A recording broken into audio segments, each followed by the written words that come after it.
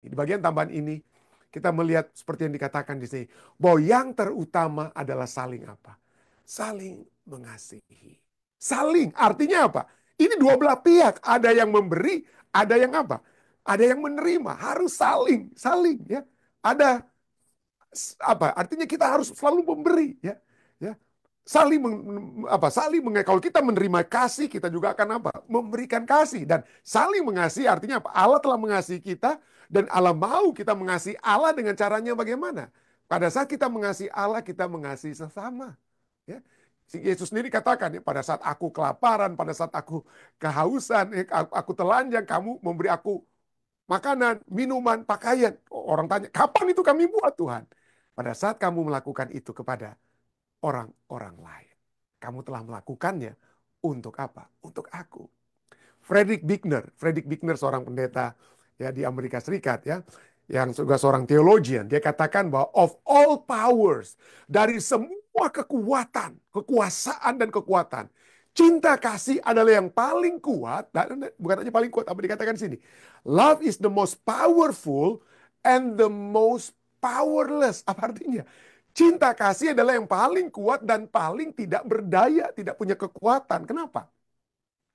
Cinta adalah yang paling kuat karena hanya cinta yang dapat menaklukkan benteng terakhir dan paling kuat, yaitu hati manusia. Itulah sebabnya cinta kasih itu the most powerful, yang paling kuat. Tapi cinta juga adalah yang paling tidak berdaya karena tidak dapat melakukan apapun kecuali dengan persetujuan. Ya. It is the most powerless because it can do nothing except by consent. Saya tidak bisa memaksa untuk memaksa diri saya untuk mencintai Anda, atau Anda tidak bisa memaksa diri Anda untuk mencintai saya. Cinta itu harus dapat diberikan tanpa apa? Tanpa paksaan. Tapi ini cinta memiliki, kalau itu diterima dikatakan apa? Menaklukkan benteng terakhir dan yang paling kuat, yaitu apa? Hati manusia. Pada saat saya dipanggil untuk melayani sebagai misionaris di Ethiopia, itu ya waktu itu kami baru sekitar kurang lebih hampir 7 tahun, 6,5 tahun berada mengajar di Universitas Kelabat di Manado. Dan kemudian Bapak Max Langi, Om Max, kami biasa panggil Om Max Langi dan Tante Els Langi ya, tiba-tiba menulis surat kepada kami, Steven, tertarik untuk menjadi dosen misionaris di Ethiopia. Wah, saya katakan kepada Om Max Langi waktu itu ya, wah tentu saja Om ya. Tentu Om Max Langi waktu itu adalah dia bendahara daripada Ethiopia Union Mission di Ethiopia, Afrika. Jadi dia bendahara. Dan dia tiba-tiba ingat pada saya ya. Oke, saya tentu saja. Tapi jadi kemudian saya meneliti tentang Ethiopia waktu itu tahun 2003, internet baru mulai-mulai itu ya. Tapi saya mulai selidiki tentang Ethiopia banyak. Waduh, saya dapati memang sejarah Ethiopia. Wah, ini orang-orangnya keras sekali ya, orang Ethiopia ya. Salah satu-satunya negara di Afrika yang tidak pernah dijajah itu adalah Ethiopia. Tidak pernah dijajah. Jadi ada sedikit kesombongan ya. Tapi pada saat bersamaan itu adalah negara juga, salah satu negara yang termiskin di Afrika. Ya, jadi untuk menutupi mungkin kemiskinan mereka, jadi mereka mengenang kembali sejarah, mereka tidak pernah dijajah, dan warna bendera-bendera di Afrika itu ada merah, ada hijaunya, itu dari mana? Itu dari Ethiopia. Ethiopia yang pertama yang memiliki bendera itu, dan kemudian banyak negara-negara Afrika mengikuti warna seperti warna Ethiopia. Jadi ada kesukaran juga, artinya orang-orang keras hati. Saya nggak mau bilang tinggi hati, ya. Tidak semua orang Ethiopia tinggi hati ya. Tapi poinnya adalah mereka itu orang yang memiliki apa ya?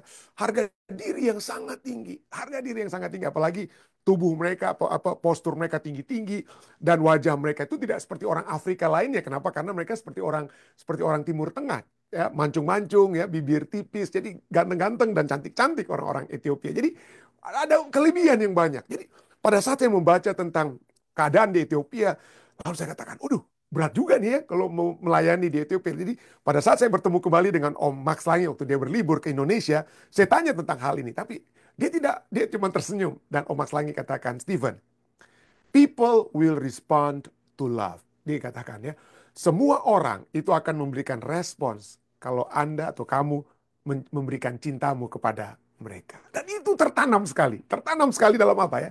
Dalam pikiran saya. Waduh, People will respond to love. Orang akan apa? Pada saat kita mengasihi orang lain dengan apa? Dengan tulus ya. Orang tahu kalau kita pura-pura ya. Orang tahu kalau kita tidak jujur ya.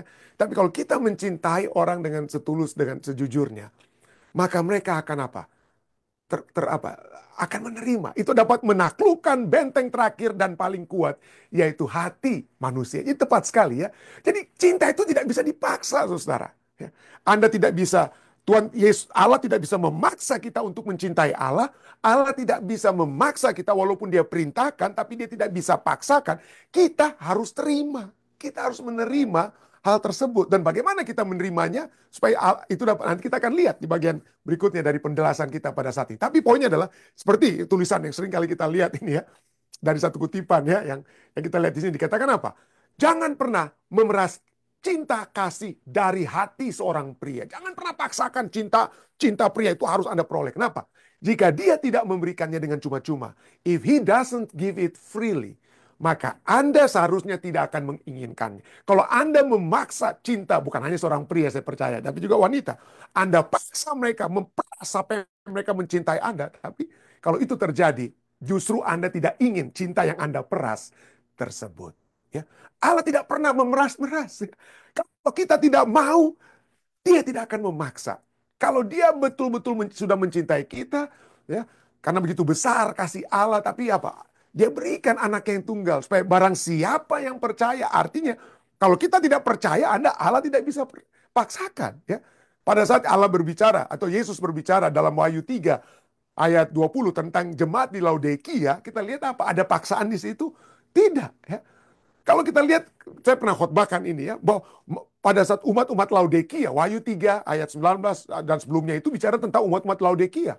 Mereka berada di dalam rumah, mereka berada dalam satu persekutuan, mereka pikir Yesus ada bersama dengan mereka, tapi sesungguhnya apa yang terjadi dengan jemaat Laodikia ini? Mereka telanjang pada saat mereka berpikir mereka punya pakaian. Mereka buta pada saat mereka berpikir mereka melihat. Mereka kaya. Mereka pikir mereka kaya, tapi sesungguhnya mereka itu apa? Miskin. Yesus tidak ada bersama dengan mereka. Yesus ada di luar. Dan seperti gambar asli daripada Yesus yang mengetuk pintu, kita lihat tidak ada engsel dari luar. Itu tidak bisa dibuka dari luar. Tapi sudah kita lihat di sini bagaimana ilalang telah tumbuh begitu hebat. Kenapa? Karena Yesus sudah lama di luar mengetuk. Ya, kita tidak bisa dipaksa untuk membuka pintu. Harus kita yang buka pintu tersebut. Ya. Sehingga dalam Wahyu 3:20 dikatakan, lihat, aku berdiri di muka pintu dan mengetok. Jikalau ada orang yang mendengar suaraku dan membukakan pintu, maka aku akan masuk mendapatkannya dan aku akan makan bersama-sama dengan dia. Dan ia bersama-sama dengan aku. Yesus tidak bisa paksa. Dan itulah sebabnya dia tidak bisa paksakan, tapi dia mau menunjukkan kepada kita kasihnya. Pada saat kita masih berdosa, dia tunjukkan kasihnya kepada kita. Roma 5 ayat 8 katakan, akan tetapi Allah menunjukkan kasihnya kepada kita, oleh karena Kristus telah mati untuk kita ketika kita masih berdosa. Jadi pada saat Allah memerintahkan kita untuk mengasihi satu dengan yang lain, dia memberikan contoh terlebih dahulu. Dia tidak main perintah-perintah tanpa dia memberikan contohnya. Dan apa contohnya? Yesus yang terlebih dahulu mati untuk kita. Yesus yang terlebih dahulu. Itulah sebabnya kata-kata terakhir Yesus ya pada murid-muridnya sebelum kematiannya, salah satu pernyataan-pernyataan Yesus, dia katakan apa? Dalam tadi kita sudah baca. Yohanes 13 ayat 34 dan 35 katakan apa? Aku memberikan perintah baru pada kamu, yaitu supaya kamu saling mengasihi. Sama seperti aku telah mengasihi kamu sekalian, ya. Sama seperti aku telah mengasihi kamu, demikian pula kamu harus saling mengasihi. Dengan demikian, semua orang akan tahu bahwa kamu adalah murid-muridku, yaitu jikalau kamu saling mengasihi. Itulah sebabnya satu-satunya cara bagi kita untuk dapat saling mengasihi, kalau kita menerima kasih Kristus. Yang mengasihi Kristus yang telah lebih dahulu mengasihi kita. Yang telah mati untuk kita. Kalau kita menyadari pengorbanan Kristus, maka kesombongan kita, keangkuhan kita, ya, perasaan kita, saya mestinya dia yang bersalah lebih dulu kok. Dia mesti minta ampun dulu kepada saya. Kita akan melihat kita yang begitu hebat dalam dosa kita. Tapi Yesus telah memberikan pengampunan ketika kita masih apa? Ketika kita masih berdosa. Kutipan tadi yang dikatakan oleh Ellen White. Kenapa itu sangat signifikan ya? Sangat signifikan. Kenapa ini dikatakan ya? Kasih bagi manusia merupakan pernyataan kasih Allah terhadap dunia ini. Untuk menanamkan kasih inilah, untuk menjadikan kita anak-anak satu keluarga, maka Raja Kemuliaan telah menjadi satu dengan kita. Dan bila kata-kata perpisahannya digenapi, inilah perintahku supaya kamu saling mengasihi seperti aku telah mengasihi kamu. Bila kita mengasihi dunia sebagaimana ia telah mengasihinya, maka tugasnya bagi kita terselesaikan. Kita cocok untuk surga karena kita mempunyai surga dalam hati kita. Ya. Kapan tugas misi Kristus bagi kita itu apa? Bagi saudara dan saya itu selesai? Kapan tugasnya itu terselesai? Oh, kalau Anda sudah jadi seorang pendeta seperti pendeta Stephen Rantung gitu kan gitu. Anda menjadi seorang dosen, misionaris, menjadi seorang apa ya, pendeta. Ya. Apa itu misi Kristus bagi Anda? Ya. Tidak. Misi Kristus bagi kita itu akan apa? Terjadi kalau kita bisa mengasihi sesama kita. Sebagaimana Kristus yang mengasihi setiap umat manusia. Itu dia. Ya, misi Kristus itu berhasil kalau kita bisa saling apa? Mengasihi. Tapi poinnya apalah? Dalam dunia yang begitu rumit saat ini. Ya, masalah politik yang ada bukan hanya di pemerintahan, tapi di mana saja. Kepentingan-kepentingan pribadi yang seringkali ditonjolkan oleh umat manusia yang ingin supaya apa? Dirinya lebih dipuaskan dengan ketenaran dan lain sebagainya. Adakah misi Kristus ini untuk saling mengasihi itu apa? Possible, memungkinkan. Adakah ini memungkinkan? Yang saya dapat katakan bahwa misi ini akan sangat berat, saudara. Kenapa? Memang firman Tuhan sudah katakan ya. Matius 24 berbicara tentang apa? Peristiwa-peristiwa akan terjadi di akhir zaman menjelang kedatangan Yesus dua kali. Ada peperangan, ada masalah sosial, masalah ekonomi, kelaparan, gempa bumi, kiri kanan, dan sebagainya. Ya. Pada saat semua ini terjadi, maka manusia pada umumnya hanya akan memikirkan dirinya sendiri atau apa? Diri keluarganya. Ya. Saya tahu ada seorang apa? Ada seorang suami ya. Ini kesaksian yang diberikan oleh sang suami. Dikatakan, waduh pendeta, ya, pada saat ada gempa bumi terjadi, saya secara otomatis langsung apa? Mencoba untuk apa? Masuk ke bawah apa? Ke bawah apa? Ke bawah meja makan saya. Sudah sementara istri saya masih tanya-tanya, bingung istri saya, kenapa ini? Apa gempa? Ada apa ini? Ada apa? Saya sudah lebih dulu masuk. Saya mau lebih, dengan kata lain, ujung-ujungnya istrinya bilang, waduh kamu ini kalau gempa bumi, kamu lebih dulu mau masuk. Menyelamatkan dirimu, gantinya bersama-sama kita mungkin lari keluar atau masuk ke dalam apa. Tapi itulah poinnya adalah bahwa seringkali dalam keadaan-keadaan yang kacau dalam dunia ini, seringkali reaksi kita yang pertama-tama adalah kita ingin menyelamatkan diri kita sendiri. Gantinya menyelamatkan apa? Orang lain ya. Menyelamatkan atau memikirkan orang lain. Itu sebabnya dengan peristiwa-peristiwa akan terjadi di dalam dunia menjelang kedatangan Yesus, Matius 24 ayat 12 sudah katakan, karena makin bertambahnya kedurhakaan, kejahatan, ya, makin bertambahnya kejahatan, maka kasih kebanyakan orang akan menjadi dingin. Kasih kebanyakan orang akan menjadi dingin. Ya. Dalam dunia saat ini yang kaya menjadi semakin kaya, yang miskin, kelas menengah di Amerika secara statistik sudah menurun. Ya. Saya baru juga melihat berita tentang di Indonesia, kelas menengah di Indonesia itu juga semakin apa? Menyusut, menurun. Ya. Semakin menurun. Yang ada adalah orang yang kaya sekali atau orang yang apa? Miskin sekali. Ya. Kaya sekali. Yang miskin bisa melihat begitu hebat kekayaan daripada orang-orang kaya. Dan ada kecemburuan dan lain sebagainya yang terjadi. Yang miskin terus diperas supaya dapat memberikan kekayaan yang berlebihan kepada orang-orang apa? Kaya. Kasih menjadi apa? Dingin. Masing-masing pihak baik yang kaya maupun dingin, yang apa? Yang miskin pun kasihnya dapat apa? Kasihnya dapat menjadi apa? Menjadi dingin. Dan ini sudah menjadi satu hal yang pasti ya. Satu artikel yang dikatakan bagaimana Amerika telah menjadi keras atau jahat ya. Wow, Amerika got mean ya. Dalam budaya yang tidak memiliki pendidikan moral, generasi demi generasi yang muda ya, telah tumbuh dalam dunia yang tidak memiliki pemahaman yang moral yang baik dan hanya mementingkan diri sendiri. In a cultural devoid of moral education, generations are growing up in a morally inarticulate, self-referential world. Dunia yang hanya mementingkan diri sendiri.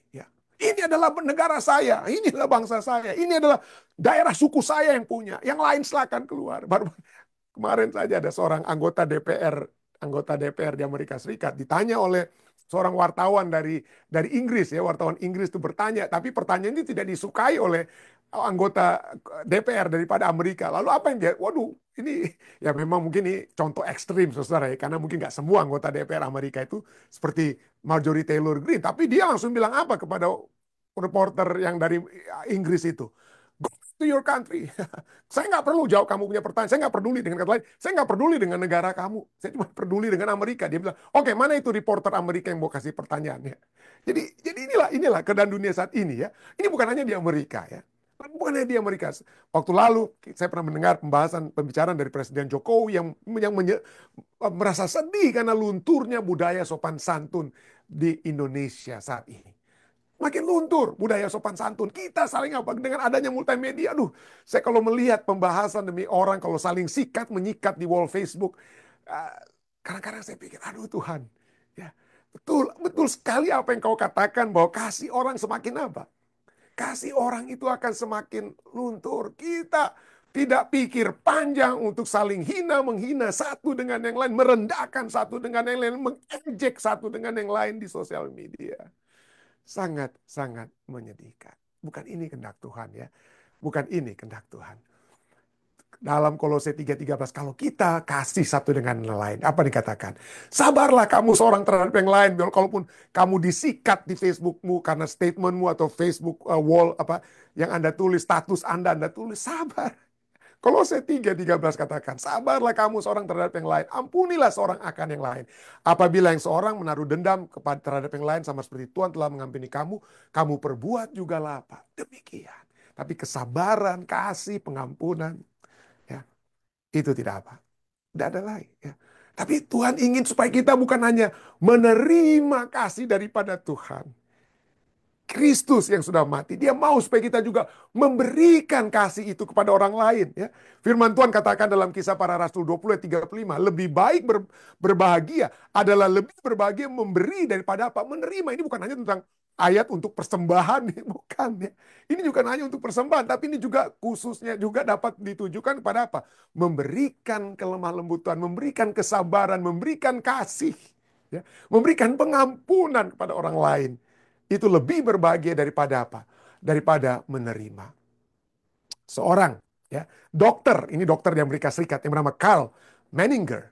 Carl A. Menninger, dia katakan bahwa cinta menyembuhkan orang. Baik yang memberi maupun yang menerimanya. Oh, ini Carl Menninger, kalau ada Google dia ya, kalau ada Google, saya minta Anda Google. Dia memiliki dokter ya, dia memiliki dokter dan dia seorang dokter dan dia memiliki satu klinik ya. Kliniknya adalah klinik Menninger.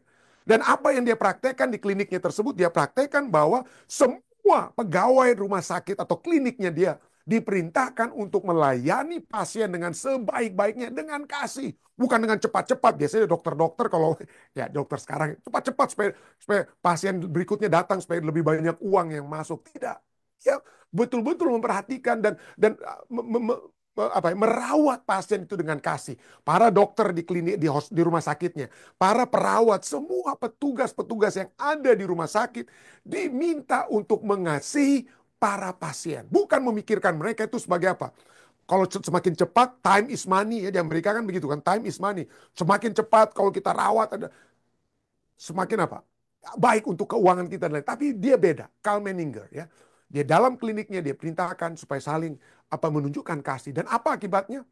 Akibatnya adalah bahwa pasien yang dirawat di rumah sakit ya, klinik atau rumah sakit Menninger ini lebih cepat pulang, lebih cepat sembuh.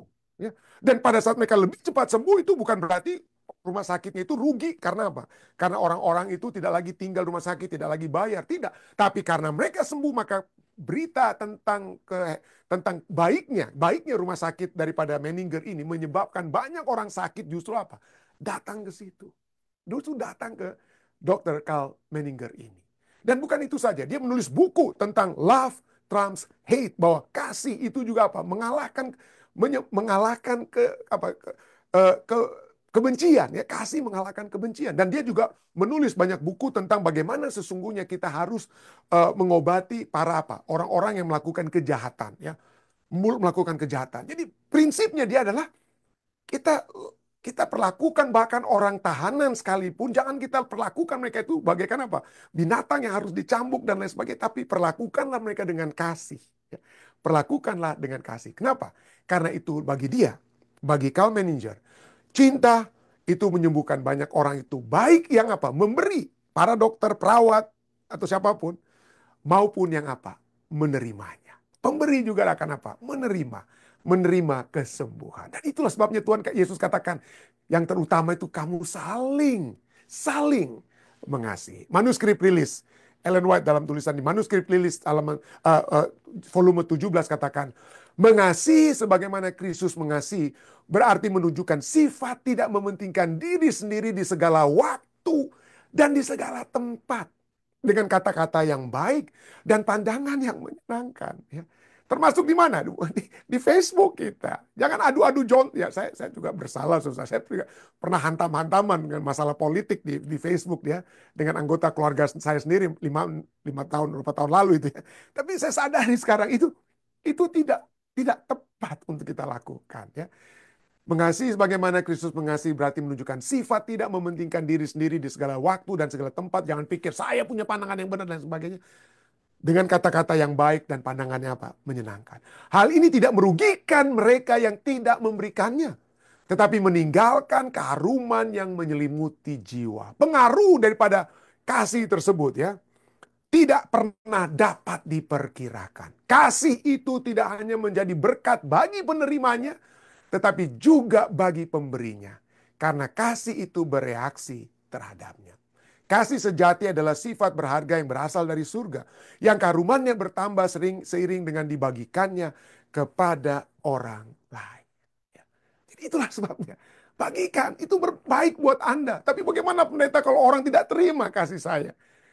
Kita mencoba untuk berbuat baik kepada orang lain. Ya. Kita mencoba untuk melakukan yang terbaik kepada orang lain, tapi mereka tidak menerimanya. Ya. Ingat saya pernah bawakan ini. Saya pernah bawakan ini The Final Analysis. Saya tidak tahu, mudah-mudahan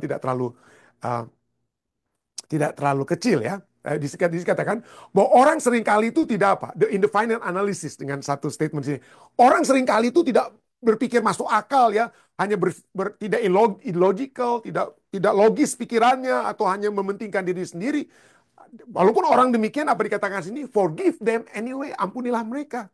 Kalau Anda, if you are kind, people may accuse you of selfish ulterior motive. Kalau Anda berbuat baik, orang pikir, oh Anda sedang berbuat sesuatu yang ada udang di balik batunya. Ada motivasi salah yang Anda buat dengan kebaikan Anda. Tapi dikatakan apa? Teruslah berbuat kebaikan. Be kind anyway. If you are successful, you will win some false friends and some true enemies. Kalau kamu itu sukses, kamu akan memenangkan orang sahabat-sahabat yang tidak yang salah sekalipun, dan juga musuh-musuh akan terjadi kalau Anda juga menjadi seorang successful. Tapi dikatakan apa? Succeed anyway. Terus tetap apa? Terus melakukan yang apa? Lakukan terbaik supaya Anda bisa sukses. If you are honest and frank, people may cheat you. Kalau Anda memiliki jujur dan berterus terang, kalau Anda jujur, orang akan apa? Ambil kesempatan dari kejujuran Anda. Orang akan apa? Menipu Anda. Tapi dikatakan apa? Be honest and frank anyway. Tetaplah Anda jujur dan tetaplah berterus terang. Ya, apapun yang terjadi, tetap lakukan. What you spend years building, someone may destroy overnight. Apa yang telah Anda bangun selama bertahun-tahun, orang akan hancurkan dalam satu malam. Tetap bangun saja. Bangun yang Anda mau bangun dengan kata lain ya.